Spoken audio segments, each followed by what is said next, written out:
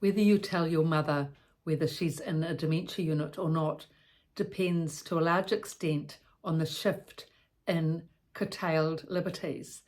If your mother is in a nursing home downstairs, for example, and she's being moved upstairs to a dementia unit, and she's not very mobile anyway and doesn't walk outside independently, then it won't curtail her liberties. So if you say to her that going upstairs, she's going to another nursing home, she probably won't mind that too much. Whereas if the person has come from their own home, independent living, or even assisted living in the retirement village, where in all cases they're able to walk outside independently and on their own volition, then coming to a dementia unit will be a huge stress and strain. And so it needs to be explained to them what's happening, or it will be totally confusing for them. And with that confusion, there can be a lot of escalation of stress, anxiety, anger, or depression. Emotionally, it's just too difficult to cope with for them if it's not explained. It needs to be explained in an empathetic, supportive manner, because what happens is that if it's not explained to them, then they just think that everyone's not telling them the truth, because they know and realize that they can't get out. I mean, they try to get out. They try to get out the door. They want to go out for a walk and they can't.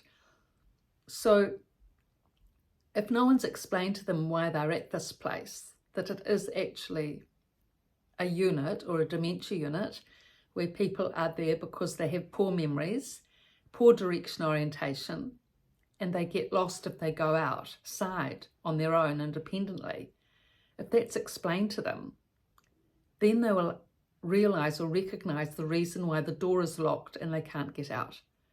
Otherwise, they can think all sorts of things. Am I in jail? What sort of place is this? Am I terminally unwell? You know, it's really incredibly confusing and upsetting if they don't know what's happening. But of course, the difficulty is who's going to tell mum this information, because then of course you can be in the bad books and that can create all sorts of problems as well. I'll give an example of two instances with this. There was one woman and she was a very independent, strong, stocky, sporty person in her day. She was extrovert, confident, and when she found out she was in a dementia unit, I'm not sure whether I think her family must have told her. And of course the staff said, you know, that she's in the unit or a facility, at least this is where she lives. So when she found out that she was permanently in this place, she got really upset. And when her son came in, who may have been the one to have told her that she was in the unit, the most regular visitor and her main support, she would just keep calling out, you put me in here, you put me in here. So all week she would say that her son has put her in there, and she'd even call him up, and over the phone she'd regale to him, why did you put me in here? Why did you put me in here? So what to do in this situation? And in contrast, the lady across the door from her family didn't tell her, and she got really confused and just thought everyone was a liar. She didn't trust anyone and would say, you're not telling me the truth, you're lying to me. To her, it was just one big confusion. I mean, dementia is confusing enough anyway, without having the added confusion of not knowing why you're living in a place. She became very depressed and anxious and withdrawn and frightened of crowds, frightened of people, and wouldn't join in at all with the rest of the activities in the unit, whereas the more extrovert woman did. So they were two different cases.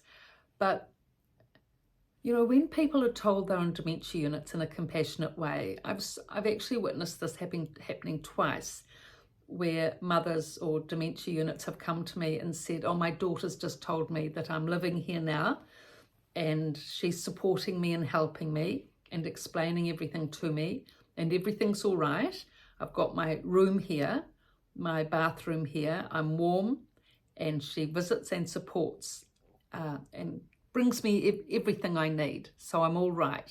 I've got a sunny room. I live here and it's all right. Now, both those occasions when the daughters told their mothers that they were in a dementia unit, before it being explained to them, they were very stressed and upset, extremely stressed, wanting to get out, calling out. But on both occasions, once the daughter had explained to them in a compassionate, supportive way that they were in a dementia unit because of memory loss and they needed to be here for whatever reasons the daughters gave, after both occasions, the mothers were settled and continued to be settled as the daughters continued to give support. And that, of course, is the thing, the continued support. One is informing the person they're in a unit because of a memory problem, pitching that however you wish, but this ongoing support afterwards, that they know you're there for them, that you're supporting them, that you're helping them, you're bringing them things they need. That ongoing support helps. Now, it does vary in each equation. Like for the extroverted woman, who I explained, who got really upset with her son, it was actually saying to him, "You've put me in here, you've put me in here. Why have you done that?" She had been a very sporty woman, and she was very fit and independent, strong on her feet.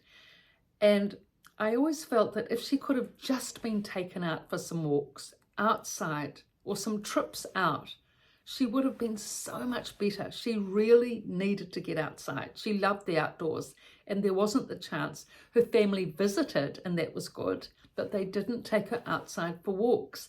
And those dementia residents that are taken out for walks, it really helps so much for them to be able to settle their cortisol and relax.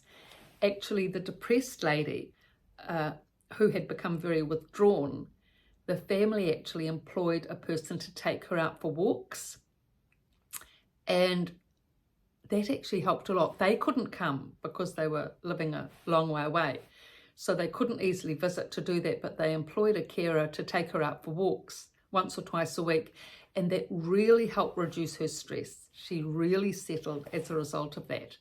So it's different for each person.